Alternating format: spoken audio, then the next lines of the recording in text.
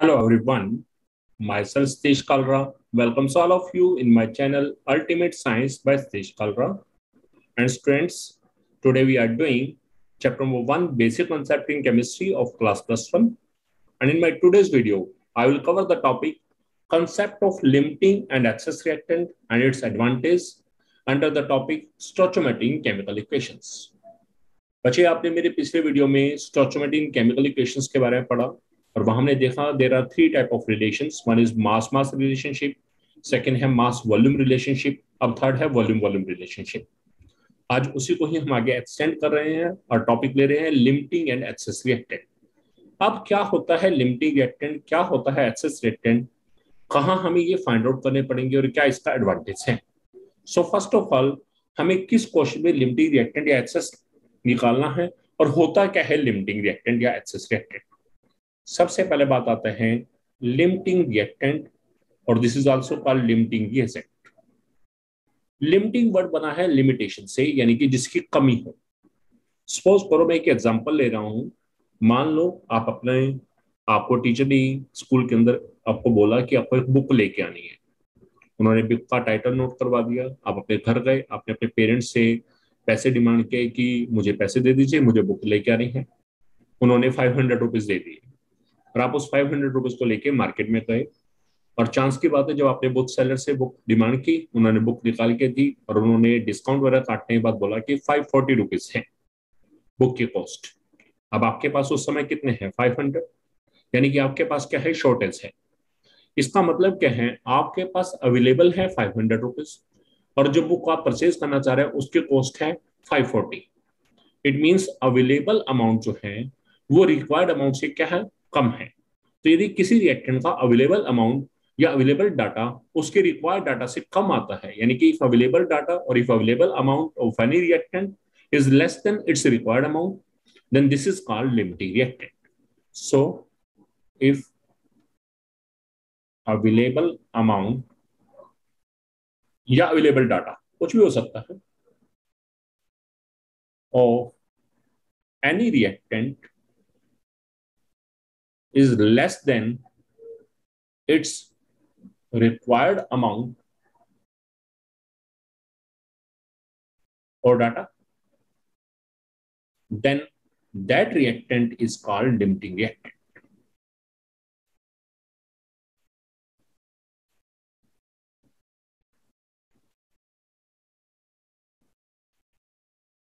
तो उसे हम क्या बोलते हैं, लिमिटिंग रिएक्टेंट। अब सेकंड थिंग है एक्सेस रिएक्टेंट। अब एक्सेस क्या है,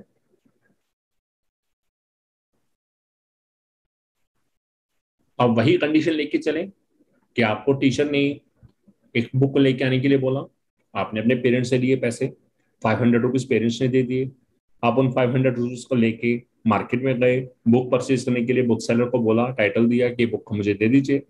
तो उन्होंने बुक दी और अब की बार बुक की कॉस्ट यदि उन्होंने देखा वो है 450 रुपीज। अब आपके पास पड़े हैं 500 रुपीज और बुक की कॉस्ट क्या है 450 रुपीज। क्या आप बुक परचेज कर पाएंगे? आप कहेंगे यस, हम परचेज कर पाएंगे। इसका मतलब आपके पास बुक परचेज करने के बाद भी कुछ चीज बच रही है, कुछ पैसे बच रहे हैं, 50 रुपीज के आसपास बच रहे हैं। तो इसका मतलब वो रिएक्टेंट कौन सा हो गया, एक्सेस। वो रिएक्टेंट कौन सा हो गया, एक्सेस, यानी कि आपके पास फालतू है। सो इफ अवेलेबल अमाउंट और available data of any reactant is more than its required amount or required data, then that reactant is called excess reactant. तो इसका मतलब अब की बार जो आपके पास पैसे हैं जो 500 रुपीज हैं, that is called excess reactant. तो उसे हम क्या बोल रहे हैं यहाँ पर, एक्सेस रिएक्टेंट है। अब यहाँ एक चीज और पूछी जाती है, मास ऑफ रिएक्टेंट या data of reactant left unused. तो mass of reactant left unused इसका मतलब क्या है कि हमारे पास रिएक्टेंट का कितना अमाउंट है या कितना मास है जो पेंडिंग बच गया, फालतू बच गया। अब आपके सामने है 500 रुपये लेके गया बच्चा, बुक है 450 की, तो सर पेंडिंग कितना बच गया? 50 रुपीज। तो 50 रुपीज क्या हो गया? This is the mass of reactant left unused, जो अनयूज बच गया। तो ये कैसे निकालते हैं? Available mass of excess reactant minus its required mass. किसी भी एक्सेस रिएक्टेंट के अवेलेबल मास में से यदि उसका रिक्वायर्ड मास माइनस कर देंगे, then this is the mass of reactant left unused. So अब आपको और दोबारा बता देते हैं, लिमिटिंग रिएक्टेंट क्या है आपके पास? इफ अवेलेबल अमाउंट और available data of any reactant is less than it's required amount. यदि किसी रिएक्टेंट का अवेलेबल डाटा जो एक्चुअली दिया है क्वेश्चन में, यदि वो डाटा उसके रिक्वायर्ड से कम है, तो वो रिएक्टेंट कौन सा है? लिमिटिंग रिएक्टेंट है। और यदि वो डाटा या वो अमाउंट उसके रिक्वायर्ड से ज्यादा है, then that reactant is called excess reactant. और याद रखिएगा, हमेशा सिर्फ एक्सेस रिएक्टेंट ही बचेगा, अनयूज बचेगा। और वो कैसे निकालते हैं? एक्सेस रिएक्टेंट के अवेलेबल मास में से या अवेलेबल डाटा में से उसका रिक्वायर्ड डाटा या रिक्वायर्ड मास माइनस करने से। अब ये तो हो गया लिमिटिंग रिएक्टेंट या एक्सेस रिएक्टेंट है क्या। अब आ जाते हैं कि लिमिटिंग रिएक्टेंट या एक्सेस रिएक्टेंट किस क्वेश्चन में हमें निकालना पड़ेगा। फर्स्ट ऑफ ऑल हमें स्टेटमेंट को पढ़ना, और स्टेटमेंट को पढ़ के हमें ये देखना है कि if in a given reaction two or more than two reactants are present and two or more than two data of reactants are given. यदि किसी क्वेश्चन में हमारे पास दो या दो से ज्यादा रिएक्टेंट अवेलेबल हो और एक ही क्वेश्चन के अंदर दो या दो से ज्यादा डाटा रिएक्टेंट्स के गिवन हो, दो रिएक्टेंट्स का अलग अलग डाटा गिवन हो, देन उस केस में कंपलसरी है कि हमें फर्स्टली लिमिटिंग रिएक्टेंट निकालना पड़ेगा, भले क्वेश्चन में पूछा हो चाहे ना पूछा हो। उसके बिना हम प्रोसीड नहीं कर सकते। तो याद रखिएगा, कोई स्टेटमेंट है, स्टोइचियोमेट्रिक एंड केमिकल इक्वेशंस के क्वेश्चन है, स्टेटमेंट है, स्टेटमेंट के अंदर रिएक्टेंट क्या है? दो या दो से ज्यादा है, और हमारे पास किन्हीं भी दो रिएक्टेंट का डाटा गिवन हो, एक साथ दो रिएक्टेंट का डाटा गिवन हो, तो उस क्वेश्चन में हमें लिमिटिंग रिएक्टेंट हमेशा फाइंड आउट करना पड़ेगा।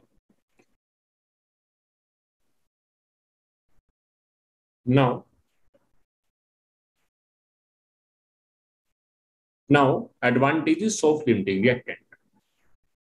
अब लिमिटिंग रिएक्टेंट निकालने का एडवांटेज ही क्या है, हम क्यों निकालते हैं लिमिटिंग रिएक्टेंट? एक तो यह है कि इसी क्वेश्चन में पूछा है तो निकालना पड़ेगा। अदर एडवांटेज क्या है? In the numericals involving limiting reactant,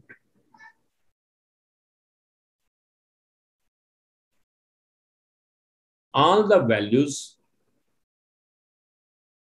related to products. Product से रिलेटेड हमें कुछ भी निकालना आ गया, भले मास आ गया, वॉल्यूम आ गया, एटम्स आ गया, मॉलिक्यूल आ गया, will depend upon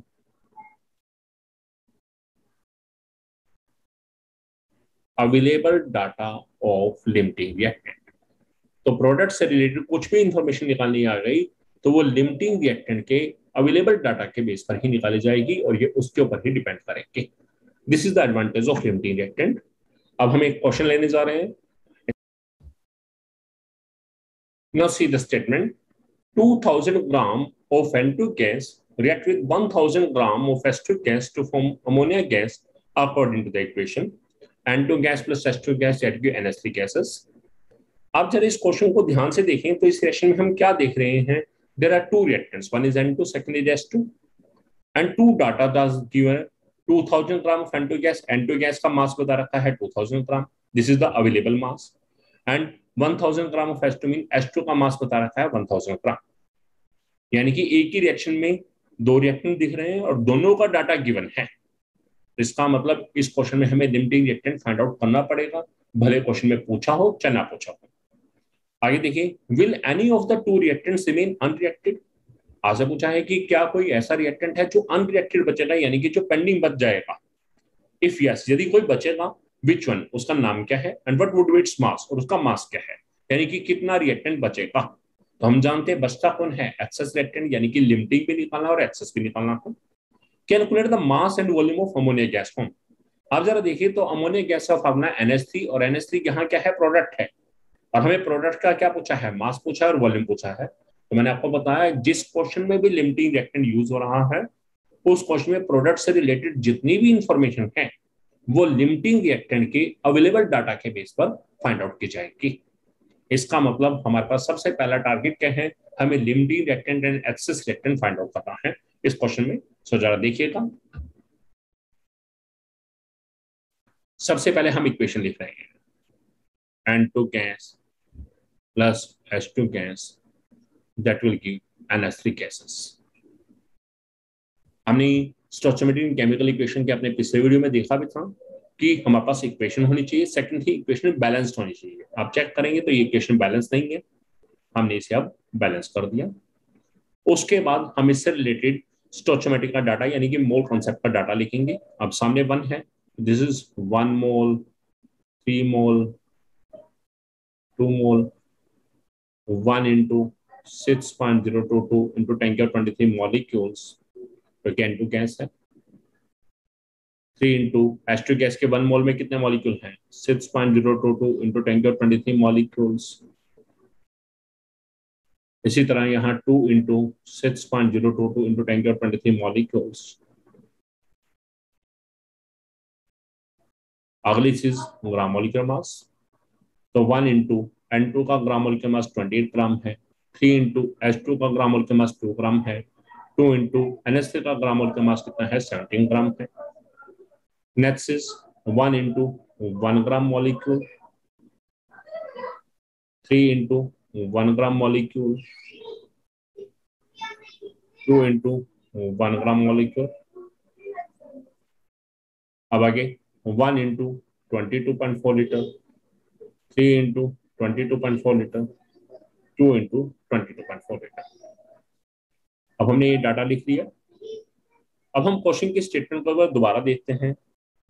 2000 gram of N2 gas react with 1000 gram of H2 gas.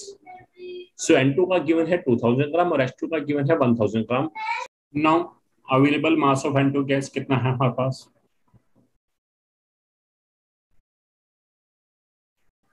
2000 ग्राम, और सेम वे से available mass of H2 gas वो कितना है हमारे पास, 1000 ग्राम। अब हम क्या करेंगे, किसी एक रिएक्टेंट का अवेलेबल मास लेके हम उसका रिक्वायर्ड मास निकालेंगे। किस मेथड से, स्टोइचियोमेट्रिक केमिकल इक्वेशन जो आपने मेरे पिछले वीडियो में देखा है। अब N2 का अवेलेबल 2000 ग्राम लेंगे और H2 का रिक्वायर्ड निकालेंगे। सेम वे से H2 का अवेलेबल 1000 ग्राम लेंगे और N2 का रिक्वायर्ड कैसे करेंगे, पहले हम N2 का अवेलेबल लेते हैं और H2 का रिक्वायर्ड, तो हम क्या लिखेंगे, required mass of H2 gas to react with N2 का अवेलेबल। N2 का अवेलेबल कितना है, 2000 gram of N2 gas is equal to, करना उसी तरह से है। अब हम क्या करेंगे, निकालना क्या हमें, H2 का मास, तो H2 के बॉक्स में जाएंगे और मास वाली चीज क्या है, 3 into 2 ग्राम, ये कहाँ जाएगा ऊपर। गिवन क्या है, N2 का ग्राम, अब N2 वाले बॉक्स में जाएंगे, ग्राम वाली चीज वो क्या रहेगा, 1 into 28 ग्राम, ये कहाँ जाएगा नीचे, 1 into 28 ग्राम, और मल्टीप्लाई इसी 2000 ग्राम से। जब हम इसे सोल्व करेंगे, आप देखिएगा यहाँ पे 4 पे कैंसिल किया, 7 करेगा 500, तो सोल्व किया 3000/7 और सोल्व करेंगे 428.57 ग्राम। सो हमें H2 का रिक्वायर्ड कितना आ गया, 428.57 ग्राम।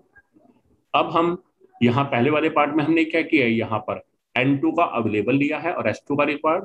अब उल्टा चलेंगे, H2 का अवेलेबल लेंगे और N2 का रिक्वायर्ड, तो क्या करेंगे, required mass of N2 gas to react with H2 का अवेलेबल कितना है, 1000 gram of H2 gas is equal to, वही सेम बटा का निशान निकालना, N2 का मास है तो N2 वाले में कहे मास वालिस 1 into 28 ऊपर आ जाएगा। H2 का ग्राम गिवन है, H2 वाले बॉक्स में गए, वहां देखा 3 into 2 ग्राम, ये नीचे आ जाएगा।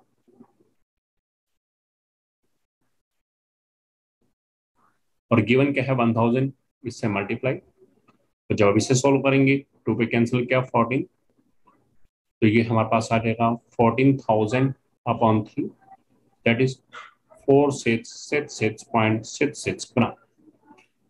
अब यहां होगा कंपैरिजन। हमने देखा हमारे पास N2 का अवेलेबल कितना है 2000 ग्राम, और यहां इस यहाँ देखा N2 का रिक्वायर्ड कितना है 4666.66 ग्राम, यानी कि हमारे पास 2000 ग्राम N2 अवेलेबल है और हमें को रिक्वायरमेंट है 4666.66 ग्राम, यानी कि N2 की रिक्वायरमेंट ज्यादा है। इसका मतलब N2 की शॉर्टेज है, तो N2 क्या हो जाएगा लिमिटिंग रिएक्टेंट। N2 क्या हो जाएगा लिमिटिंग रिएक्टेंट। अब हम चेक करें H2 का अवेलेबल कितना है 1000 ग्राम, और हमने फाइंड आउट किया H2 का रिक्वायर्ड कितना है 428 ग्राम, यानी कि 1000 ग्राम H2 पड़ा है और हमें चाहिए कितना सिर्फ 428.57। इसका मतलब H2 हमारे पास फालतू पड़ा है, और जो फालतू होता है उसे क्या बोलते हैं access reactant.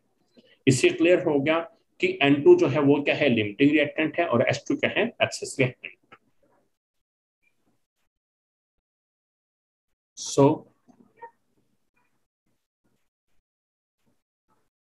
So limiting reactant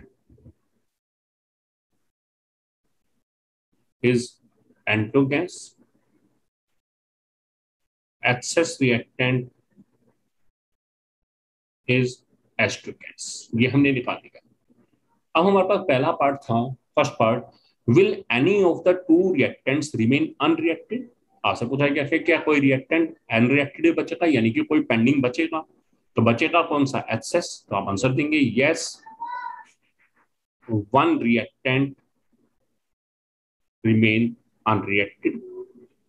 अब आपसे पूछा है कौन सा, विच वन, तो आप आंसर देंगे it will be H2 gas।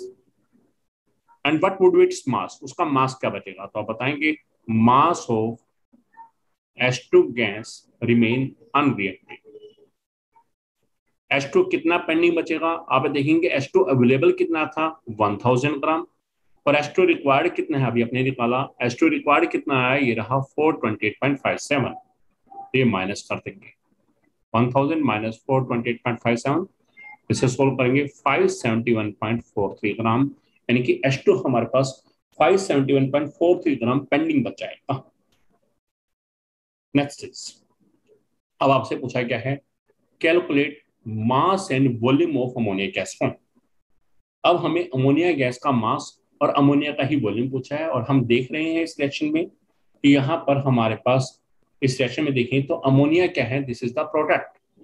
तो मैंने आपको बताया कि यदि हमारे पास किसी क्वेश्चन में जहां हम लिमिटिंग रिएक्टेंट निकालने की नौबत आई है या लिमिटिंग रिएक्टेंट निकालना पड़ा है, तो लिमिटिंग रिएक्टेंट निकालने का यही बेनिफिट रहेगा, यही एडवांटेज है कि प्रोडक्ट से रिलेटेड कुछ भी इंफॉर्मेशन पूछी जाए तो वो हमेशा लिमिटिंग वाले की अवेलेबल के बेस पर निकलेगी।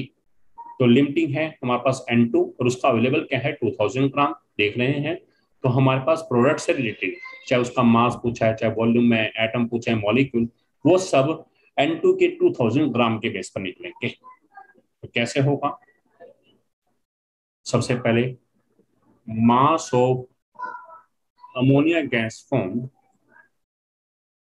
व्हेन लिमिटिंग कौन सा N2, और N2 का अवेलेबल कितना है 2000 ग्राम, तो देखेंगे when 2000 gram of N2 gas react with, दूसरे का कुछ नहीं लिखना, simply H2 gas equal to, उसी तरह से चलेंगे। निकालना क्या है NH3 का मास, तो NH3 में गए मास वाली चीज क्या है 2 इंटू 17 ग्राम, ये कहा जाएगा ऊपर 2 इंटू 17 ग्राम। दिया क्या है N2 का ग्राम, अब N2 वाले में गए ग्राम वाली चीज, N2 वाले में ग्राम वाली चीज क्या है 1 इंटू 28 ग्राम, ये कहा जाएगा नीचे आ जाएगा डिनोमिनेटर वाले प्लेस पर 1 इंटू 28 ग्राम, और मल्टीप्लाई किससे करेंगे इस 2000 ग्राम से, 4 पे कैंसिल किया 7, 500 सोल्व करेंगे 17,000 बाय 7, और इसे सोल्व करा 2428.57 ग्राम। सो अमोनिया का मास कितना आएगा 2428.57 ग्राम। सेम वे से अब अगली चीज निकालनी है volume of ammonia gas form. अब अमोनिया भी क्या है प्रोडक्ट, यानी कि प्रोडक्ट का वॉल्यूम, तो वही लिमिटिंग के अवेलेबल के बेस,